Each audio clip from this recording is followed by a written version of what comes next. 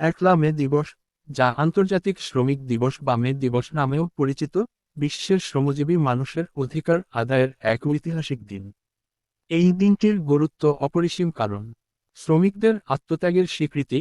1886 সালের এই দিনে আমেরিকার শিকাগো শহরের হেইমার্কেটের শ্রমিকরা দৈনিক 8 ঘন্টা কাজের দাবিতে আন্দোলন করতে গিয়ে পুলিশের গুলিতে জীবন উৎসর্গ করেছিলেন।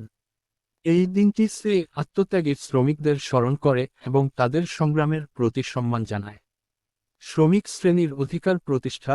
একলা মে দিবসের আন্দোলনের ফলেই শ্রমিকদের দৈনিক কাজের সময় 8 ঘন্টা নির্ধারিত হয়।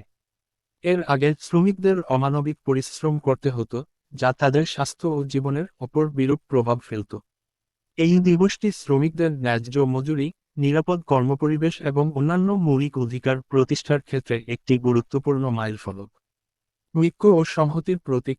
এই দিনটি বিশ্বের সকল শ্রমজীবী মানুষকে একতাবদ্ধ হওয়ার এবং নিজেদের অধিকারের জন্য সম্মিলিতভাবে লড়াই করার প্রেরণা যোগায়।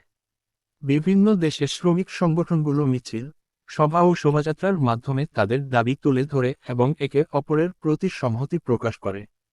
শোষণমুক্ত সমাজের আহ্বান।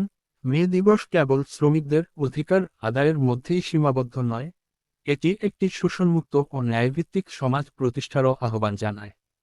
এই দিনটি আমাদের মনে করিয়ে দেয় যে সমাজের উন্নয়নে শ্রমিকদের অবদান অনস্বীকার্য এবং তাদের মর্যাদা ও অধিকার রক্ষা করা অপরিহার্য।